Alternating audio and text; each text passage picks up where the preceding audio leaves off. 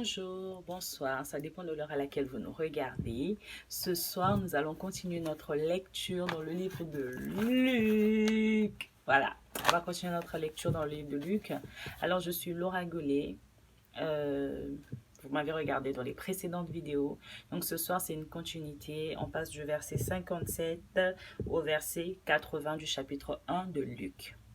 Nous allons prier avant de commencer. Seigneur, je te rends grâce. Merci infiniment parce que tu es grand, tu es puissant. Merci pour tout ce que tu ne cesses de faire. Merci pour ce temps de partage que tu permets que nous puissions avoir. Viens diriger ce temps, viens nous remplir de toi. Viens prendre le contrôle de nos bouches, Seigneur, afin que nous soyons inspirés par toi. Glorifie ton nom, Seigneur, que tout ce qui n'est pas de toi, Seigneur, se taise au milieu de nous au nom de Jésus. Honneur, gloire et louange te soient rendus pour les siècles des siècles. Amen, amen, amen. Lisons au nom du Seigneur. Le moment où Élisabeth devait accoucher arriva, et elle mit au monde un fils. Elle mit au monde un fils. Ses voisins et ses parents apprirent que le Seigneur avait fait preuve d'une grande bonté envers elle, et ils se réjouirent avec elle. Le 8e jour, ils vinrent pour circoncire l'enfant, et ils voulaient l'appeler Zacharie d'après le nom de son père. Mais sa mère prit la parole et dit, « Non, il sera appelé Jean. » Ils lui dirent, il n'y a pas de parenté, il n'y a dans ta parenté personne qui porte ce nom. Et ils firent des signes à son père pour savoir comment il voulait qu'on l'appelle. Zacharie demanda une tablette et il écrivit son nom est Jean. Tous furent dans l'étonnement. Immédiatement sa bouche s'ouvrit, sa langue se délia et il parlait et bénissait Dieu. La crainte s'empara de tous les habitants des environs et dans toute la région montagneuse de Judée, on s'entretenait de tous ces événements. Tous ceux qui les apprirent le gardèrent dans leur cœur et ils disaient, « Que sera donc cet enfant ?» En effet, la main du Seigneur était avec lui. Son père Zacharie fut rempli du Saint-Esprit et prophétisa en ces termes. Béni soit le Seigneur, le Dieu d'Israël, parce qu'il a visité et racheté son peuple. Il nous a donné un puissant sauveur dans la famille de son serviteur David. C'est ce qu'il avait annoncé par la bouche de ses saints prophètes des temps anciens. Un sauveur qui nous délivre de nos ennemis et de la domination de tous ceux qui nous détestent. Ainsi, il manifeste sa bonté envers nos ancêtres et se souvient de sa sainte alliance, conformément au serment qu'il avait fait à Abraham, notre ancêtre.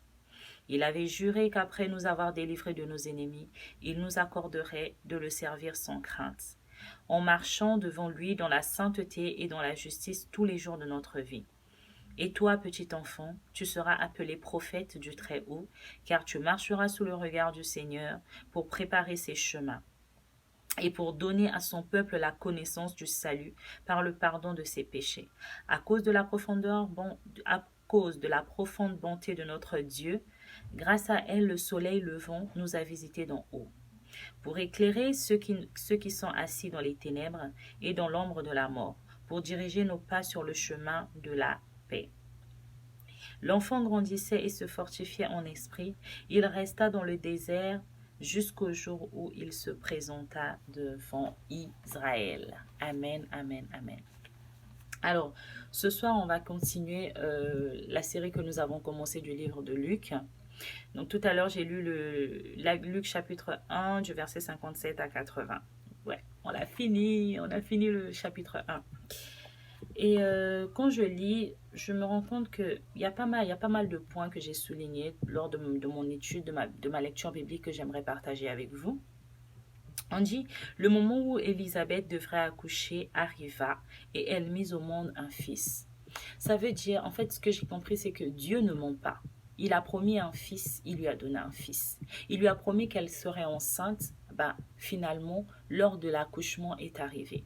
Forcément, dans notre vie, on attend quelque chose, on attend l'accouchement de quelque chose, on attend que quelque chose puisse éclore. Des fois, on se dit que le temps est en train de passer, on regarde le calendrier humain, parce que oui, il faut faire la différence entre le calendrier humain et le calendrier de Dieu. Selon le calendrier humain, on se dit, mais l'heure est en train de passer, mais ça fait des années que j'essaie cette situation-là, ça fait des mois, des années, des semaines que je suis toujours en train de vivre la même chose. Quand est-ce que la parole va s'accomplir? On se rend compte que notre Dieu ne ment pas. Notre Dieu ne ment jamais. C'est même pas, c'est jamais. Et on voit que Élisabeth finalement a eu un fils. Et elle accoucha. Sois-en sûr que ce que le Seigneur a prévu dans ta vie va arriver. Ce moment arrivera. Tu tiendras ton fils dans les bras. Tu tiendras ta fille dans les bras. Tu ouvriras les portes de ton entreprise. Tu auras ton stage. Tu auras tout ce que le Seigneur a promis dans ta vie. Tu auras ton titre de séjour. Tu auras ta naturalisation. Le Seigneur va le faire. Tu auras ton billet d'avion. Tu partiras. Ton visa sera accordé. Le Seigneur fera grâce dans ta vie car il l'a promis. Il n'est pas un homme pour mentir. Encore moins le fils d'un homme pour se repentir. Ce qu'il a dit, il le fait. Amen. Et plus tard, on dit que, juste après, on dit, ses voisins et ses parents apprirent que le Seigneur avait fait preuve d'une grande bonté envers elle. On se rend compte combien les parents, je ne parle même pas des voisins, les parents ont appris à la naissance que le Seigneur avait béni Élisabeth. Ça voulait dire que Élisabeth, quand on a vu précédemment qu'elle avait caché sa grossesse jusqu'à 5 mois, il y a certaines personnes, il y a une partie de sa famille, donc ses parentés, eux, qui n'étaient même pas au courant, qui ont su le jour de l'accouchement. Ça montre juste combien la discrétion est importante. Avec des grands projets, des grands miracles, ce que Dieu a prévu dans ta vie. Lorsque le Seigneur a dit, on l'a vu, que le Seigneur va laver ton honneur. Celui qu'on appelait stérile hier, demain ne sera plus appelé stérile. Celui qu'on appelait sans papier hier sera appelé naturalisé. Mais tout cela, il faut que tu apprennes à être discret. Il faut que tu apprennes à être discrète comme Élisabeth. Prends cette qualité de discrétion-là. Que tes parents n'apprennent que lorsque le sujet va aboutir. Que tes parents n'apprennent que lorsque tu auras le courrier. Même le courrier, même c'est petit, lorsque tu tiens la carte. Lorsque tu as le visa. Lorsque tu as les clés en main, lorsque tu as signé le contrat en main, le contrat de bail, peu importe le contrat d'achat, l'acte de propriété, c'est quand tu as tout ça en main que tu commences à parler. Que tu commences à parler. Ne sois pas comme Joseph, je le répète depuis le début, ne sois pas comme Joseph qui a vendu son rêve, qui a vendu toute sa destinée entre les mains des gens qui ont encore utilisé ça pour le vendre. Sois discret. Regarde, Élisabeth. Ses parents, c'est écrit là, et ses parents apprirent que le Seigneur avait fait preuve d'une grande bonté envers elle. À l'accouchement, parce que juste en haut, on dit le moment où Élisabeth devrait accoucher arriva. Attends, je sais que ça peut te brûler dans le cœur, tu veux témoigner, mais attends. Attends, n'avorte pas ta destinée. Attends, sois discret. Sois discret. Sois discret et sois discret encore. Et après, on dit, et ils se réjouirent avec elle. Les gens à qui tu vas aller dire doivent se réjouir avec toi.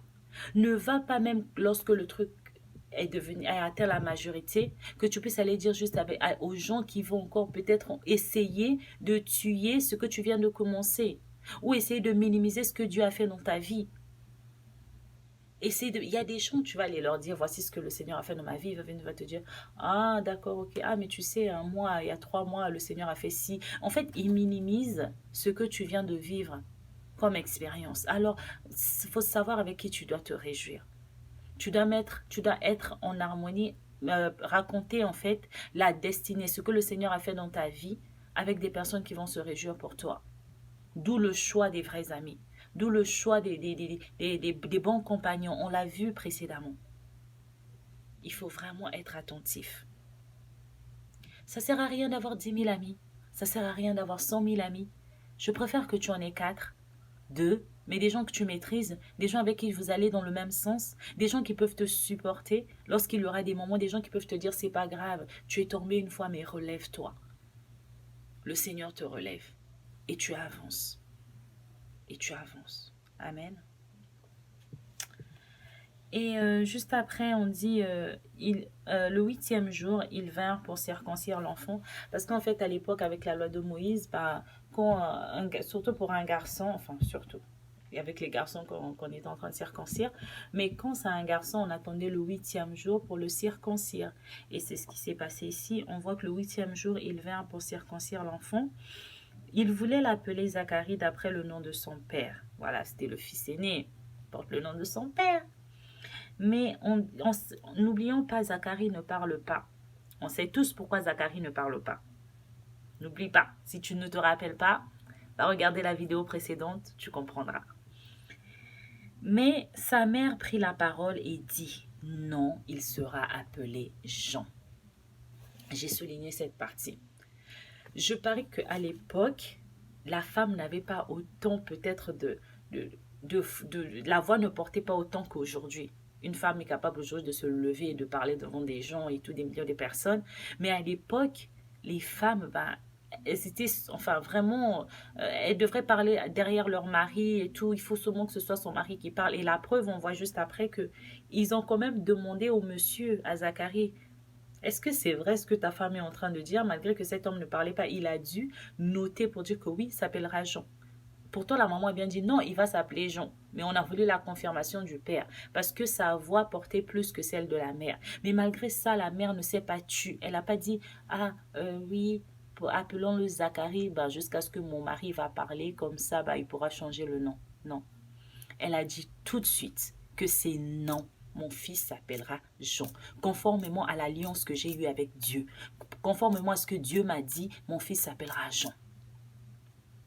Il y a beaucoup de choses, ton alliance que tu as fait avec Dieu. Tu avais promis à Dieu, Seigneur, hey, quand je vais avoir ce stage, mon Dieu, voici ce que je vais faire dans ta maison. Je vais acheter ceci, je vais acheter cela. Qu'as-tu fait après avoir eu ton stage? Qu'as-tu fait après avoir eu ta fiche de ta paye? Tu as dit, Seigneur, bénis-moi dans ce travail. Qu'as-tu fait après? Seigneur, je veux un fils, je veux une fille, parce que je vais le consacrer à toi.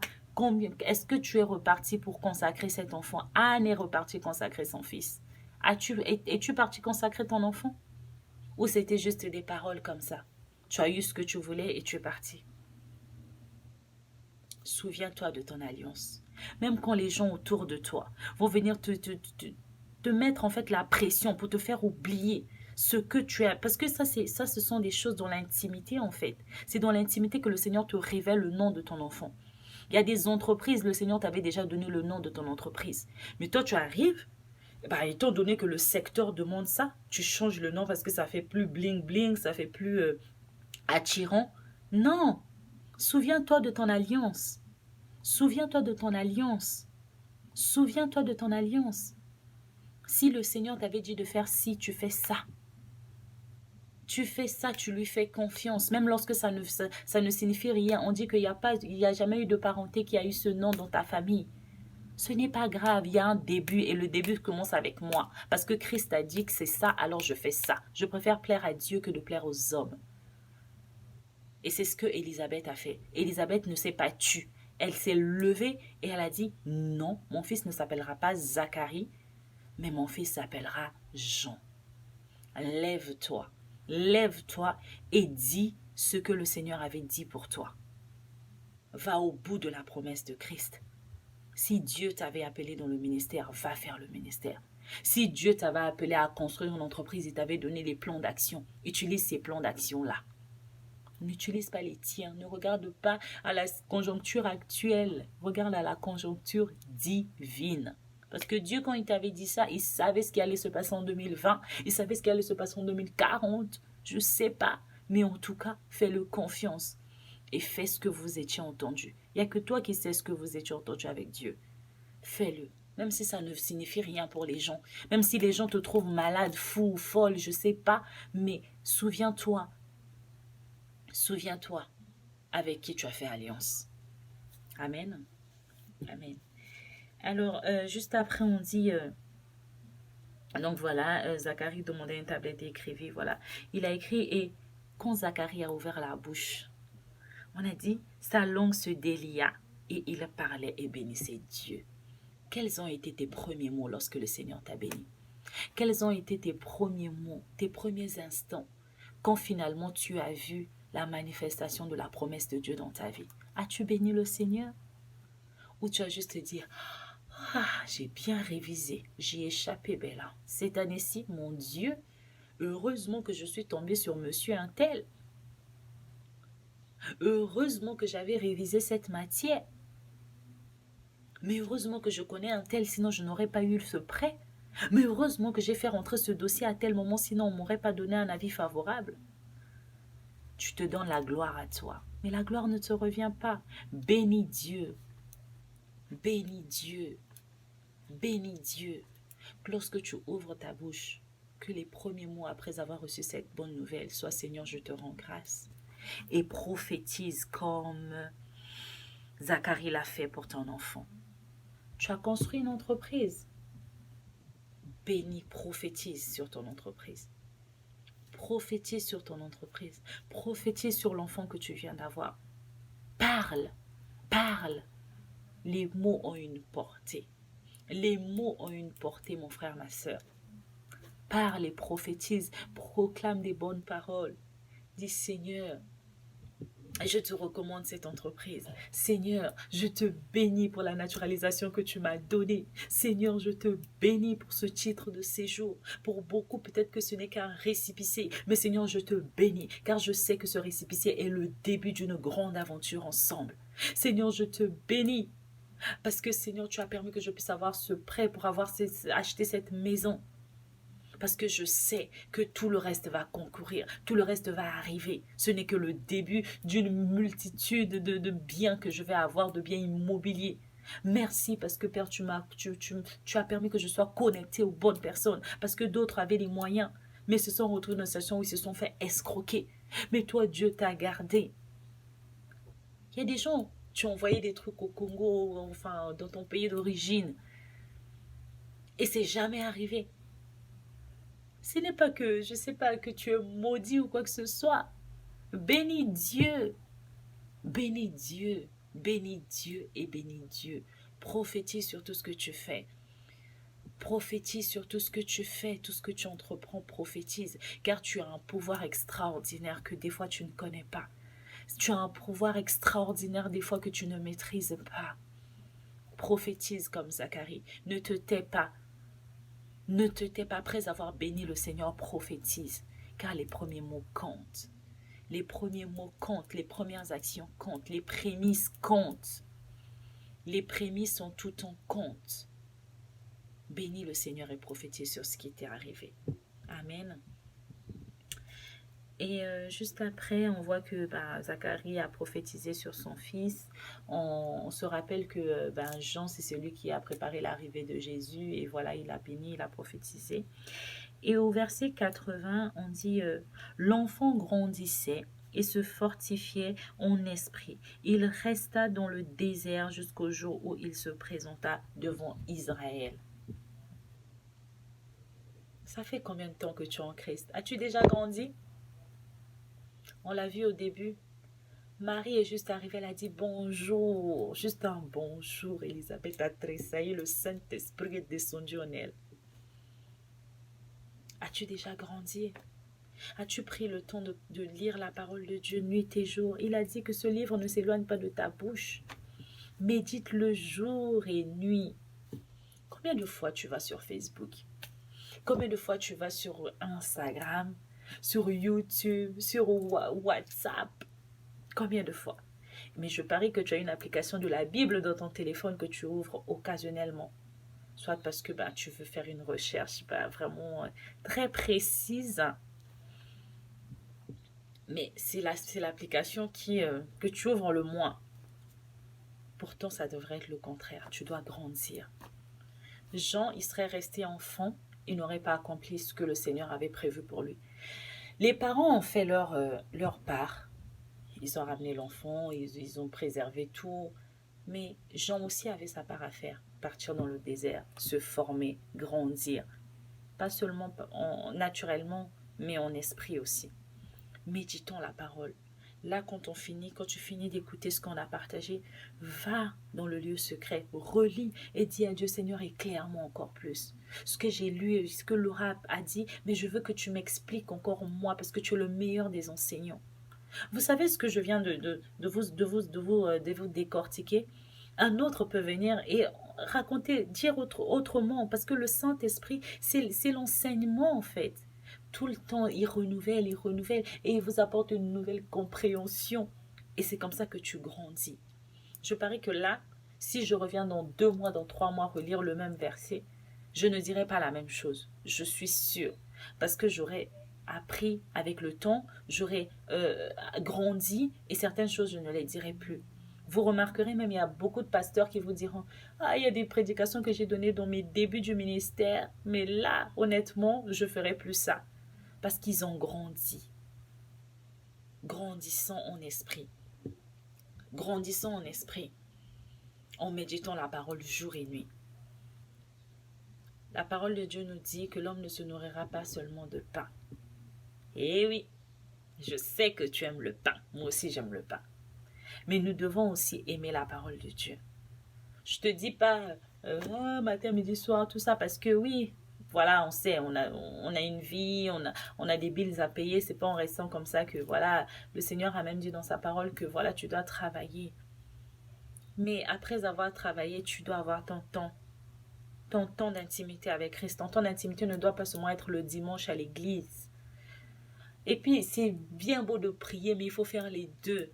Tu pries, tu médites la parole. Tu pries, tu médites la parole. Parce que nombreux sont forts dans la prière, mais délaissent la méditation de la parole. D'autres, c'est la parole et délaissent la prière. Demandons à Dieu de nous aider à être équilibrés. Il nous faut l'équilibre, en fait. Il nous faut l'équilibre. On doit être équilibré en Christ. On doit savoir faire la part des choses. Amen. Que le Seigneur vous bénisse abondamment, abondamment. Et j'espère que vous avez été bénis par ce partage. La prochaine vidéo, on lira le chapitre 2. On va commencer le chapitre 2. Mais juste après, je vous ferai une vidéo de temps de prière. On va prier sur le chapitre 1, ce qu'on a appris, les points que j'ai relevés, parce que je pars du principe où nous devons vraiment prier. Prier, prier. On a lu la parole, comme on a dit, on a médité, mais on doit aussi prier. Alors, je vais déjà prier pour conclure, pour clore ce temps de partage. Et on reviendra prochainement avec une vidéo spécifiquement sur la prière, prier sur les points que nous avons relevés depuis le début du chapitre 1. Seigneur, je te dis merci, merci infiniment pour ce temps. Merci, Papa, parce que c'est toi qui es magnifié, c'est toi qui es glorifié. Merci pour la fin de ce chapitre 1. Merci pour ce que tu nous as encore appris. Merci pour les personnes que tu mets autour de nous, Yahweh.